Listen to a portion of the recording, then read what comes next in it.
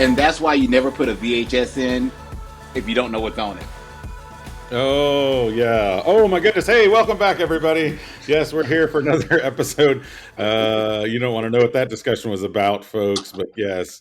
He's got a VHS tape for those of you that are watching. He's got the actual the actual thing itself. Kids today probably can't recognize what that is. But speaking of kids today, Adam, I was thinking about this the other day because I'm traveling right now. So I'm coming to you live somewhere from a hotel and bantering back and forth. Yeah, remote location. This is I'm in a bunker. We were talking. I was talking with my kids today, and it was all over text. And I started thinking, man, it's just kind of helping them get ready for school and all that. It's that time of year. And I started thinking, man, my life, how much of it has changed. But then, do you think becoming a parent really changes you? Because I feel like in some ways I'm still, I guess, the goofball that is me, and my kids see me somewhat as that, but they also see me as dad. What are your thoughts? Yeah, I mean, if it doesn't change you, and this is not a good or bad thing, but if it doesn't change you, something's wrong with you. Yeah, no offense. Being a parent makes you a better person or anything of that nature. I don't want to go down that rabbit hole. But I will say this, as I know as an educator, it made me look at things totally different when I had kids of my own. Some of the things that I was doing in my classroom, or even some of the things that I was thinking about having my kids do at home as students, I had to totally rethink when I became a parent. Because let's be honest, as a parent, I don't want to do any crap from school when my kids come home. Like, I want my time with my family and all that stuff. So it made me totally rethink my mentality of giving assignments and sending stuff home and all that kind of stuff. That's one thing that made me think about, being different when I became a parent. I don't know. Yeah. I think with me, it was similar. It was like, as a teacher, I'd get the parents that would come in and say, man, we don't know how, but somehow you're able to get my kid to do this, this, and this. And I was like, yeah, you just give them some expectations, blah, blah, blah. And then I became a parent, and then I was like, I don't know how, but you get my kids to do. It's like, they tone you out after a while, but I've been using some remote parenting techniques, like shutting down their devices remotely while I'm on the road, just to mess with their heads, and then say, now post a picture of your room clean, but I want you to pick up a random object that I defined to make sure it's not just a picture from before. And then when you do, I'll unlock your phone. So it's like, man, what a weird life we live in. But speaking of parents and new parents, I want to welcome to the show for the first time ever, our good friend, Andrew Marcinek. Andrew is the former Open Ed Advisor course for the U.S. Department of Ed. I've heard of them. I've heard of that, I think, Adam. Yeah. He's currently the Interim Director of Tech at Seattle Prep. And also the author of Teaching Digital Kindness. So, Andy, where do you fall in on the parent change? Because this is a recent event for you. As he says, Clara's dad on his LinkedIn profile. Yes. Yes, I had to update my LinkedIn profile to, show my greatest accomplishment in being Clara's dad. And, I agree. If it doesn't change you, there's something wrong. I mean, because, the first, few months, it's like you're running and sprinting at 1,000 miles an hour. And then by the third month, I'm thinking, when am I going to give her a cell phone? When is she going to have access to social media? Will I have all her passwords? And I'm already going there. And that's where it's like, it's also the reason why I wrote Teaching Digital Kindness. I wrote it for my kids and future kids to come, to say, there's this moment in time where we had this really great, social media, and it was really great. And it was kind of like, I always attributed to it. It was like the Hill Valley scene in Back to the Future 1, where Michael J. Fox is just walking down the street. Hey, how you doing? Hi, how's it going? Oh, And then it turns into, the Back to the Future 2 and the alternate universe scene where Biff Tannen is the mayor, and it's crazy. And I'm like, social media, I feel like, got there in the last 5-6 years. And I'm like, I don't want my daughter to ever go on the internet ever. And so that's one approach. Yeah, exactly. So, it's definitely provoked my thinking. And I think also, having been in the classroom for, close to 12 years, I feel like it's a good parent prep program. There's really not a prep program for being a parent. But if you're an educator, you're responsible for hundreds of children in your career, and you're responsible for their education, for their reading, their writing, their health and well-being in some cases. And, that's a huge responsibility, and you get to see that from many different angles. You also get to meet the parents of these kids, and so that's also a really interesting conversation to have when you're having parent-teacher conferences, and you're just like, okay, that's how you parent, cool. But it's also, no judgment. No judgment. It's a judge-free zone. No spin from me. But it's like, that helps you kind of get in that mindset. And as soon as she was born, like, after the first 3 months of sleepless nights, it's like you start to kind of get in those mindsets of everywhere you go, you see a kid, you're like, I wonder how that kid's doing, or is my kid going to be like that? Is my girl going to be like that? And then it's wild. But the compare contrast. Yep. Yeah. Because, and the funny thing, and with Carl, you can appreciate this one with kids a little bit older. As we get our kids into school, it's that weird balance that you have as an educator where you want them to kind of do their own thing and you want to give the teacher flexibility to do what they do in the classroom. But then you don't want to be that helicopter parent / educator where you're like, hold up. Why are they teaching it this way? What's the purpose of this? Why are you doing it? It's like, okay, let me step back. It's not my show. Let the teacher do what the teacher does. That is the hardest part, I think, when they get older. And it's like, my way of doing that now is I've channeled that into saying, I'm going to help all the teachers at the school by giving them some sort of professional development, some sort of training for free, whatever I can do. Cause I figure that trickles down to my own kids. And it's my way of kind of vetting that a little bit without going in and saying, well, you know who I am, I'm kind of a big deal and you should listen to what I have to say. And I'm like, no, you gotta give them that room and respect. Yeah. And I think that is hard because we've all been we're very accomplished in the field. And so we bring a lot of authenticity, from all three of our perspectives. And so bringing that in to a classroom and balancing that is tricky. I want to pivot real quick and ask you about the Department of Ed, because it's been a minute since you were there. Yeah. A little bit's changed. A couple of presidents have changed. What's it like? Just like, give us like a day in the life of someone working at the U.S. Department of Ed. Do you have to have like several phones? You have to go through several things of security. What is it? Now let me say this. Make sure this is the kid-friendly version of this. Oh, yeah. This is a family-friendly podcast. We are a non-explicit podcast. Okay.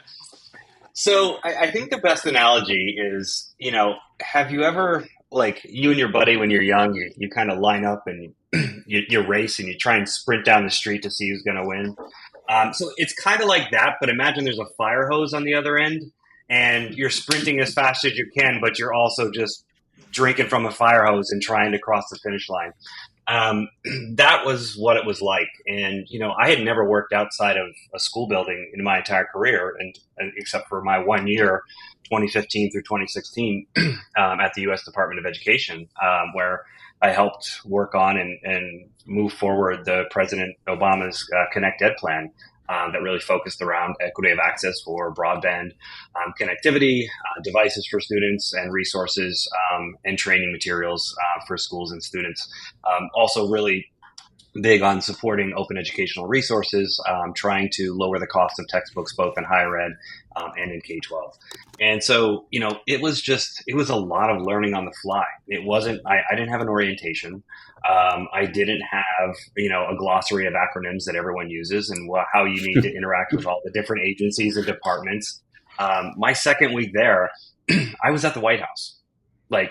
That's the sprint into the fire hose. And I was I was working an event with my colleague at the time, Zach Chase, and working with Joseph South and Richard Collada and Katrina Stevens, and we were all doing this event at the White House, and that was my second week there. And I asked somebody, I said, at what point does this not feel like you're on the set of a Hollywood movie and you're going up and seeing all these people and you see Arnie Duncan and you're like, oh, hey, how are you? I say, can I get your autograph?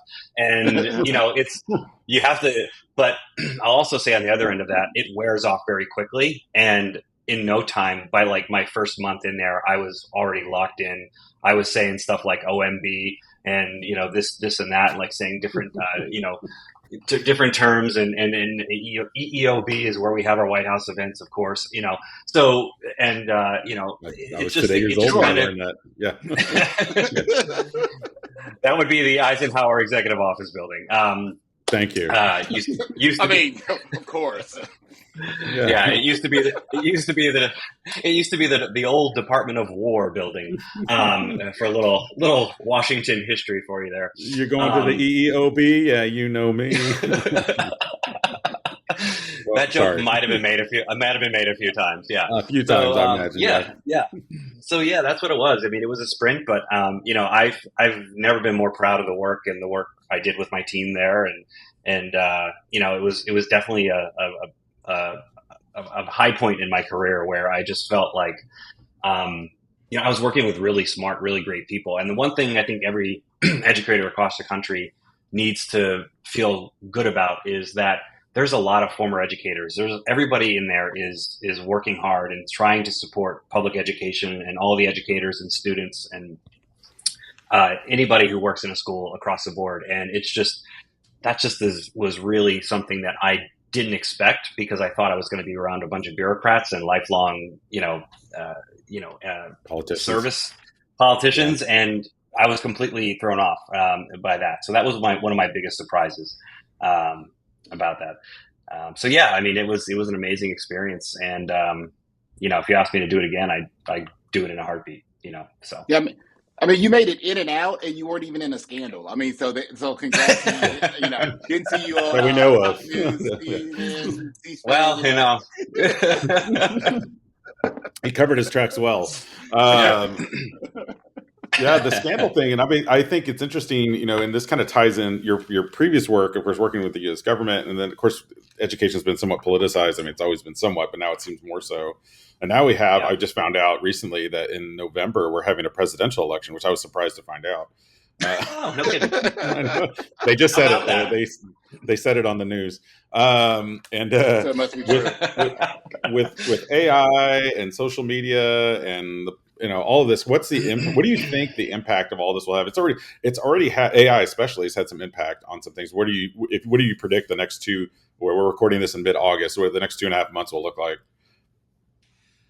Yeah, I mean, that's a great question, Carl. And I think you look at each election and there's usually something big that, pops out, or there's some kind of theme or something that you can really tie into education. And for me, you said it, it's AI. And we've already seen multiple situations where AI has been a part of it. I mean, just 2 days ago, there was a claim that Kamala Harris's event in Detroit, I think, when she got off the plane, there was all these people in a hangar, around 15,000 people, and they were claiming that it was AI generated. So this is the information literacy election, in my opinion, because these are the skills that, we can't just be out there believing what the people say on Twitter or X or whatever you call it, or any social media site. I mean, this is where we need to teach our kids to really interrogate what's out there and really, push on these claims and push on these ideas, and not just take things at face value. And that's how you get caught up in these rabbit holes of the internet, and they're just not healthy for anybody. And so I think this is where you can easily see information literacy skill sets coming into play. That, I know schools were cutting libraries and librarians for a while. And I've always been the biggest proponent of saying we need to invest more in our libraries, in our librarians, and those who work in that space. That is one of the most important spaces in the 21st century for kids to be learning, understanding how to discern between bogus information and what's credible and what's out there, so they can be informed citizens. I mean, we send our kids out there to be informed, responsible, ethical, empathetic humans and citizens in our world, in our country, and to have a voice in their elections. And if they can't do that, or if they're just assuming that, their, random uncle on Facebook is their source of truth, like that's not good. So, that's where I think these skill sets need to, really come into place. And it's never been more important for schools to have robust, well-funded libraries. So let me throw this one to you, Andy. You are now, I'm giving you a new title now. You are the advisor to both, all three candidates, I guess I could say, into this election.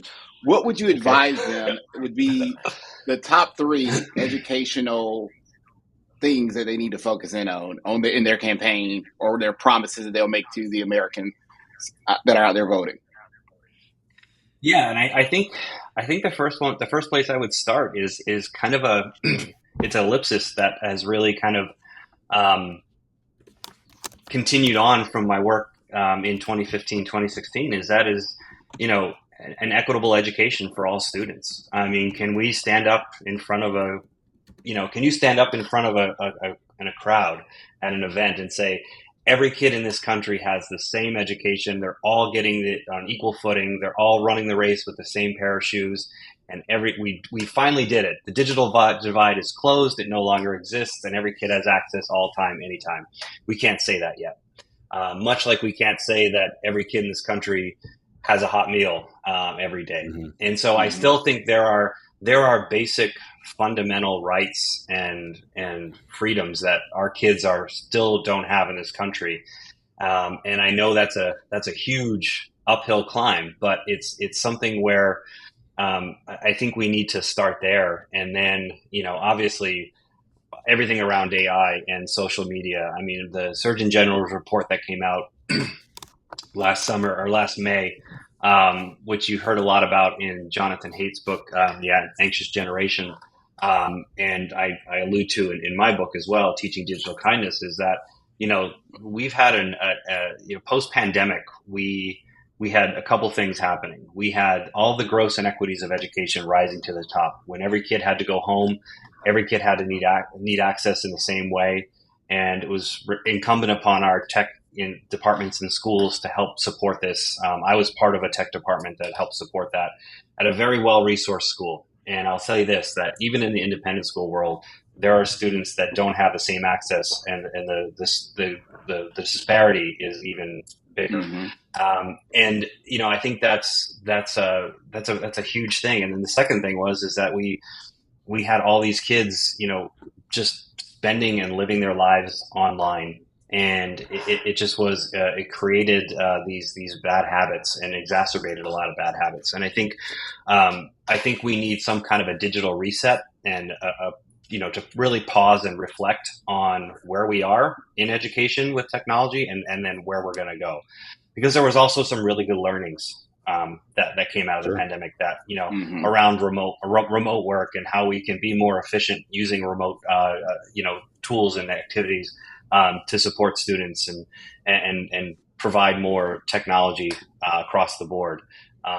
So yeah, if I were briefing the candidates, I'd say start with trying to make education equitable across this country. The fundamentals of access to technology, access to a hot meal, and then really really focus on and be proactive around AI. I feel like in 2010, 2011, when social media was coming about and really coming into the hands of kids and the access of kids, we had these tech giants going in front of Congress and nobody knew what they were talking about, and they still don't. And I think it's crazy how when you ask, I think Kennedy from Louisiana, I don't want to bash him on this podcast, but I mean, he still is trying to figure out how the internet works and it gets to your phone.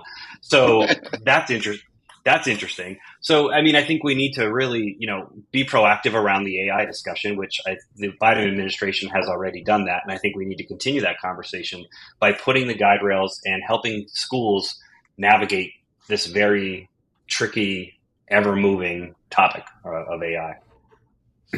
Yeah, and there's already, I think, 22 states as of this week that have come out with some sort of statewide guidelines, which I think is great. Yeah. Texas, I'm waiting for you. If you're listening to this, I know we'll be number 50. We'll be the last to join the party. Well, probably 49. I would say Florida will be ahead of us. Sorry, Florida. Texas will call it something else. They're like, we're not going to call it AI because everybody else is calling it AI. We're Texas. We're going to call it something else. We're going to call it TI. Wait, that's Texas. That's Texas Instruments. Texas Instruments. Yeah. That's not going to work. Well, I think you hit on some good points there, and I think it ties. And I think some of this, Andy, ties into your book too about being digitally kind. So, what does it mean to be digitally kind? Because I say please to Alexa all the time. Is that what you're talking about? Like when I talk to my Echo, I need to be nice, or expound on that. Well, I mean, protect your phone at all times. Yeah. Rule number one, always be courteous and nice to an AI because eventually they're going to take us over. Right. And they'll remember. Yeah. They will remember. No, I mean, the book is really, like I had mentioned before, it kind of started around the 2016 election and how I saw people interacting online. And then that kind of slid into the level of heat went up where it just felt like people were yelling and shouting at each other without any constructive debate happening.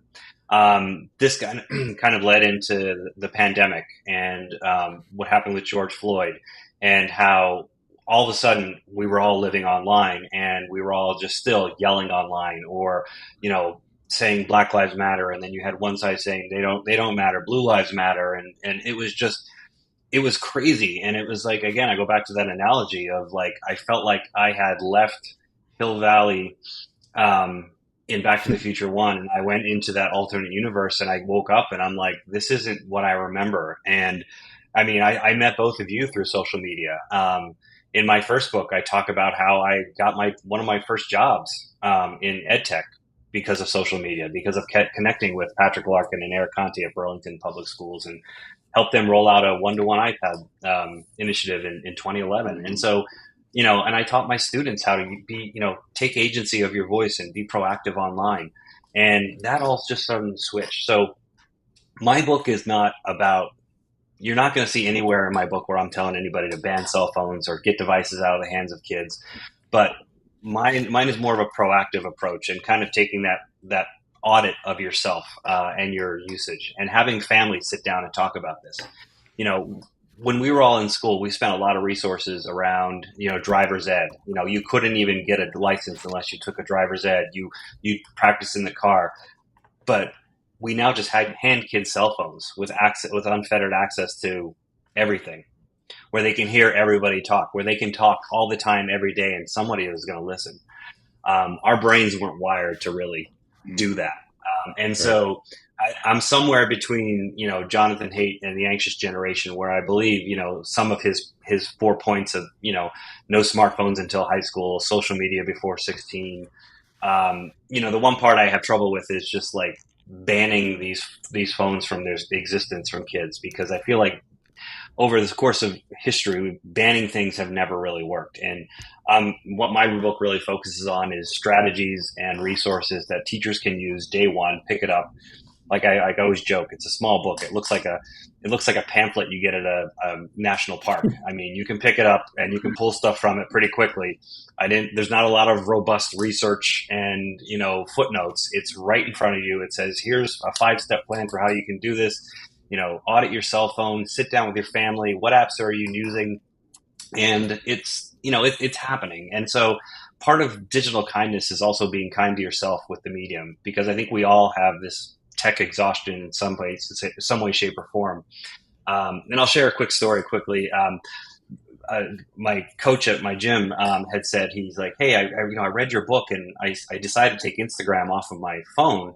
And he's like, I actually feel like less anxious, and I feel like I don't need to know all these things at all the time. And he's like, I'm reading books now and again. And he's like, and so it was just kind of a start, and where he's changing a habit, a very small habit, and he's coming out feeling better on the other end. And I think, getting in that world of the screen can be very damaging and very chaotic.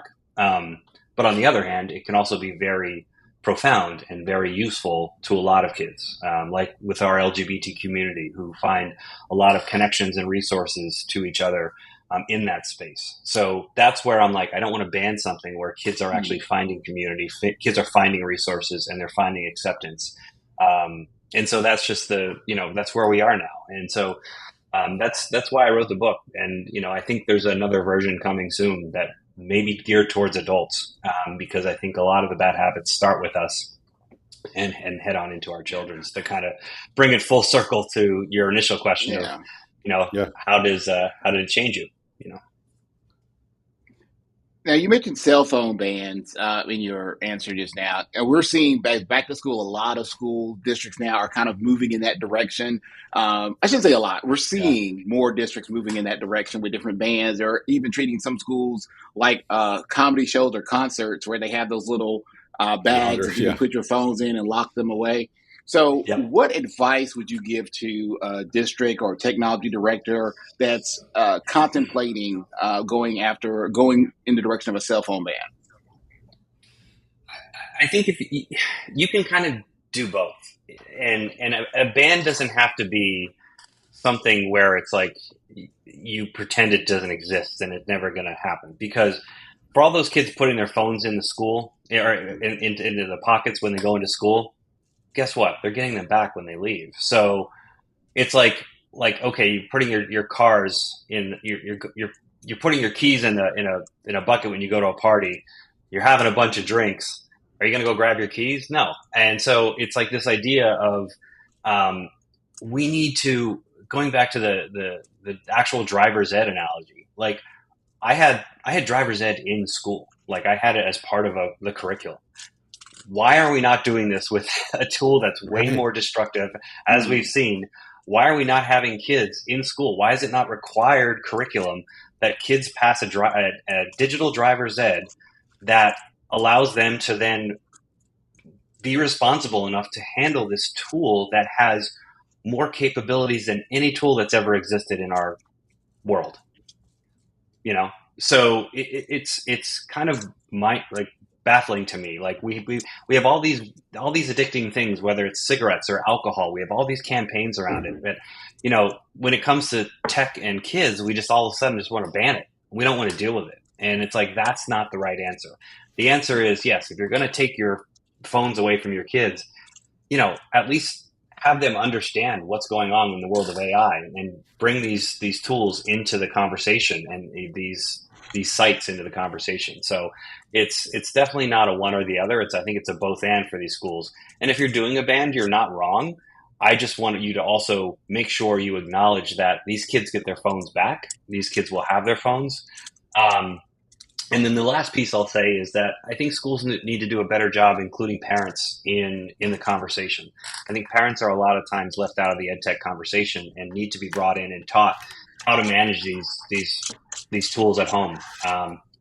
So I think we give kids technology in schools, and I think kids come home with it, and all of a sudden parents don't know how to manage it because it's the school. Or I have homework. Of course, they need to be up in my room shut with the door shut on my Chromebook.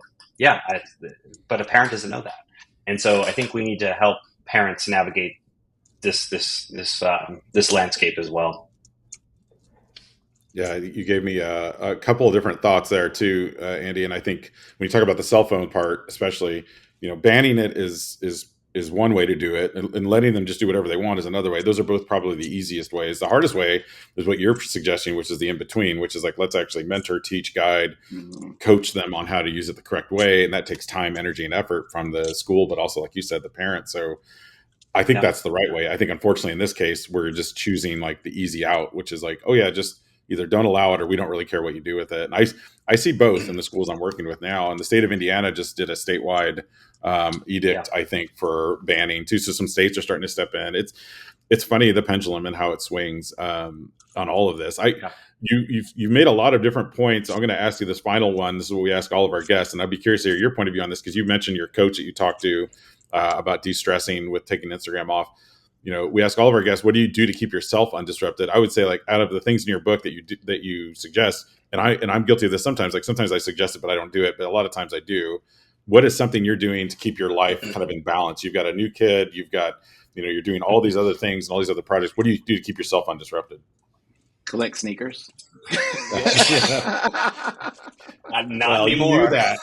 Oh, yeah, for little kids now, not for you. Yeah, yeah. It's kind of like that, Wonderful Life thing. Every time Andrew wants a sneaker, Clara gets a deposit in her, daycare fund. Smart man. So stop sending me all those links to those cool sneakers that I want, Adam. I can't do anything. No, that's a great question, and there's really one thing that I've always enjoyed, and this is something I've enjoyed, the longest time, is I love gardening. I love working in my yard. It's something that is, very therapeutic for me, in the sense where I'm, literally working with growing things, and I'm trying to, manage them and keep them, alive, and, produce and yield fruit and vegetables. And so for me, that's like a kind of a quiet space for me. I don't really even listen to music when I'm gardening or I'm out in the yard doing yard work. Most people see that as like, oh, I can't imagine doing yard work or anything like that. But like, cutting my grass, gardening, being out in the yard.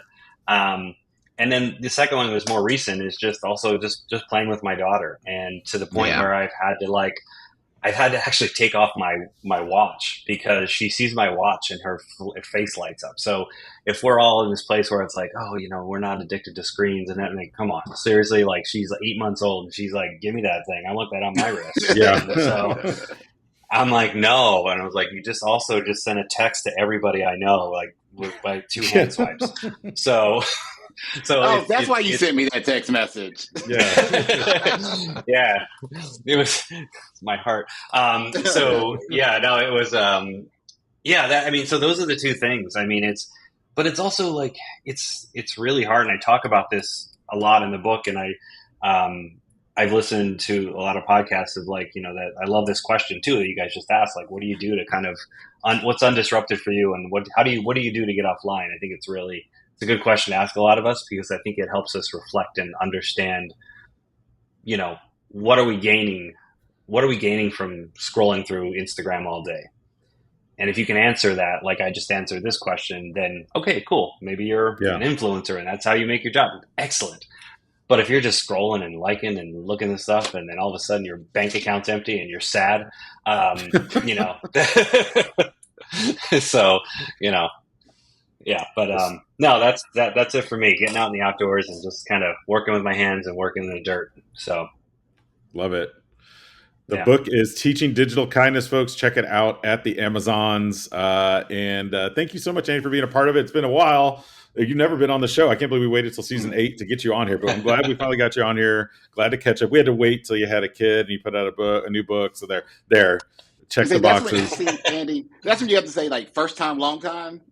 Yeah. There you go. I mean, you guys are an automatic download on my thing. I'm just like, I'm gonna get that call someday. I'm gonna get called to the bigs, Yeah. Yeah. We just tell people to download. We don't care if they listen. We just want them to download, because that gives us more clicks. So subscribe, like, all that stuff. You can listen if you want. But yeah, thank you to all of our listeners out there as well. As Adam says, be sure to subscribe and like, give us a review. This has been the Undisrupted. Yes, this has been the Undisrupted Podcast, brought to you by All for Ed. He's Adam, and you can follow him at AskAdam3. And he's Carl, and you can follow him at Mr. Hooker. And remember, ladies and gentlemen, boys and girls of all ages, we are better together. We are better undisrupted.